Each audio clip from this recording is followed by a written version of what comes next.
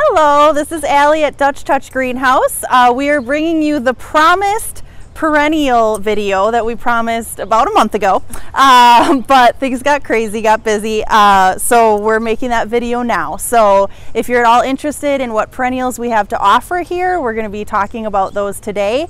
Also, they are 25% off, so now is the time to come and pick out those perennials to fill in any spots or make any new areas in your yard that you want to fill in with some perennials, and we'll talk about the different ones that we have, sun and shade and all of that.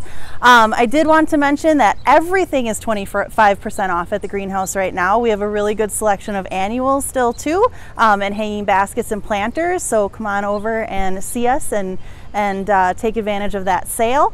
We also have a painting class coming up next Thursday.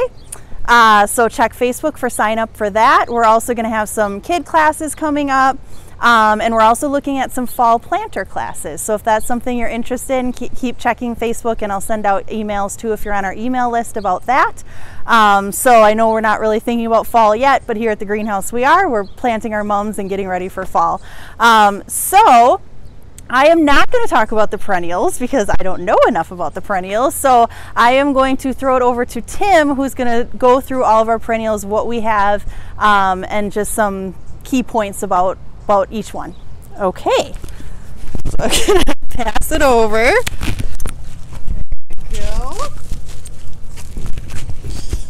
All right, so here we're outside the veggie house. We have all of our daylilies.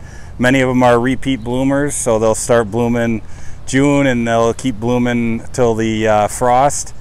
Then coming down we have the irises here, and then a few more of our daylilies. So those are great summer flowers there if you're looking for something in your beds. We'll walk into the first house here, hopefully not tripping as I walk backwards.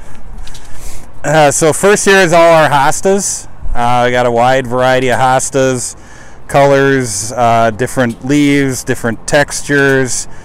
So it's not just the normal green and white hostas. There's a wide range of colors, and some of them even can take, like the yellow one here, can take more sun. So those can be used in more of a almost full sun environment too, or shade. Down on this side then we have the dianthus, so that's kind of a late spring, early summer flower. So those will be flowering now probably for another couple weeks yet, and then they have the nice blue-green foliage on them. On the other side here we have bee balm, so that's a great one for the pollinators. And these are all powdery mildew resistant, which is a problem with the older type of bee balm. And then right next to it we have lavender, which is also great for the pollinators. There's a bee sitting there right now.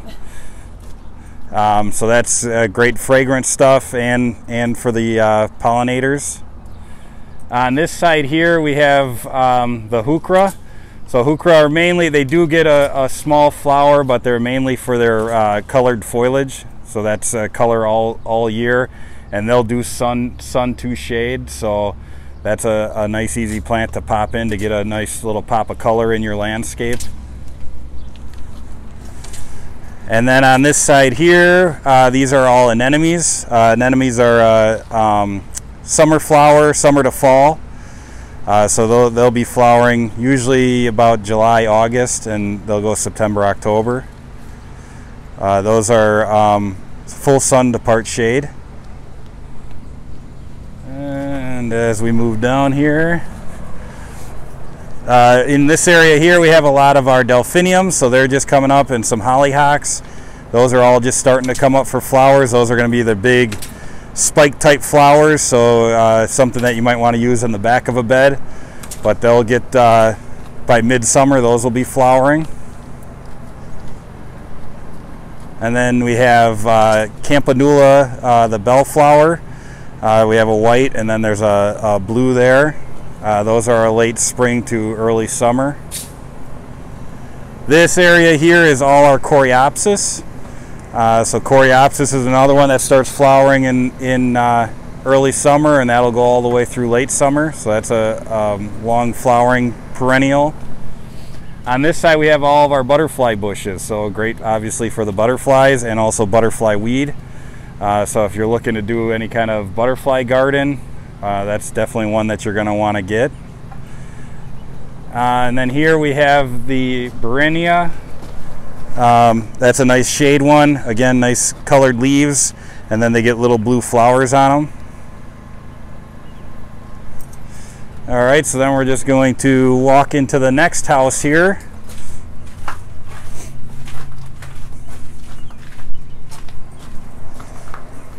All right, so on this area in the middle bench here, we have all of our cone flowers.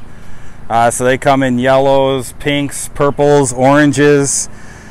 Cone flowers are another summer to fall flowering plant. They make nice mass plantings. So that's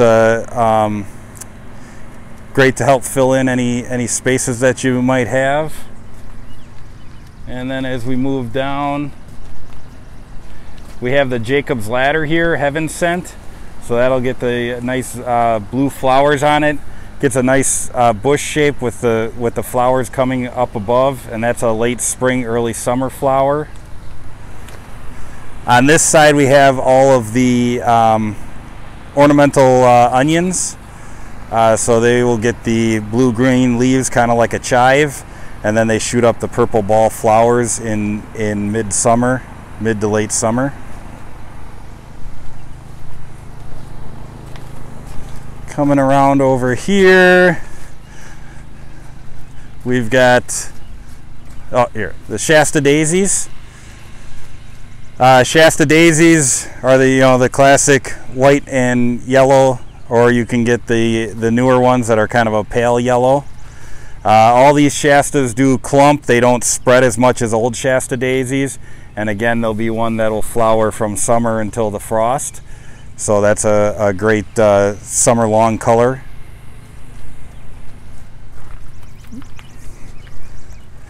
Here we have all of our Veronica. So they get a spike type flower on them. They'll start early to midsummer and go to late summer. And then we have a kind of a bluish here. On this side here we have all the Astilbe. So Astilbe get the nice big plumy type flowers. We've got several colors here. Astilbes will go sun to shade, so they work almost anywhere. And they've got a nice leaf on them, and the flower lasts most of the summer. Here is Baptisia. They just finished flowering. They're more of a early spring to late spring. They get a large bush, almost 2 to 3 feet tall, and then they get a nice spike flower on them. The flower lasts a long time. They've been flowering almost for 2 months now. They just started stopping, and that's extremely hardy. They grow in any type of soil, any condition. So that's a good one if you have a hard time growing perennials. This is one that's hard to kill. Here we have all of our Russian sage. So gets a blue flower. Another one for bees. Bees love it. It's also one that is extremely hardy. You know, if you have an area that's tough to grow, that's a good one that will take over. I wouldn't put it anywhere near the house because it does get quite large, but out in outer beds it would work well. This here, it's the cat mint, cat pajamas. Another one for the bees. Bees love it. That's a little bit lower to the ground. It does get a larger clump, so you do want to be careful where you put it because it can kind of spread. But that is another one that flowers most of the summer as well. Here's all of our perennial salvia, similar to the Veronica type flower.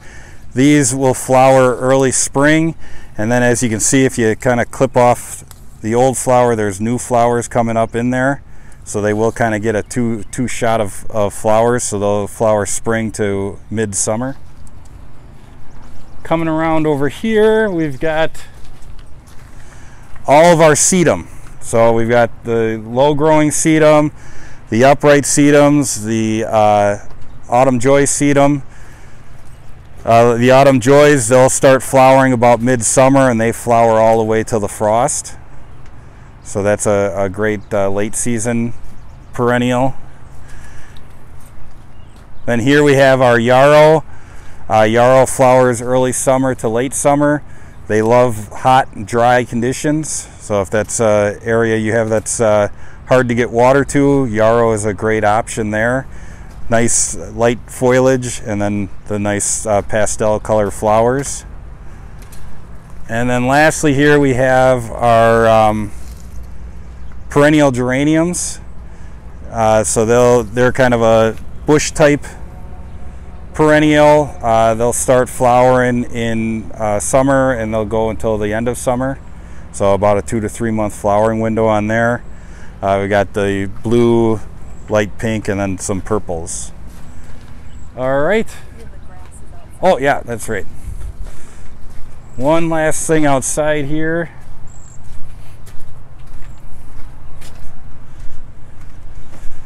We have the perennial grasses. So you got the Carl Forester, which is a taller upright with kind of the wheat head. We've got some of the flame grasses. And then we've got the Elijah bluegrass, which stays a nice tuft, small tuft bluegrass, blue-green all year long until winter. And then if you go up by the fruit trees is all of our peonies. So we still have a wide selection of peonies to choose from too. All right, so that is the perennial area. And then me and my dad are usually around, so if you have questions, you can always ask us or text in a question. All right.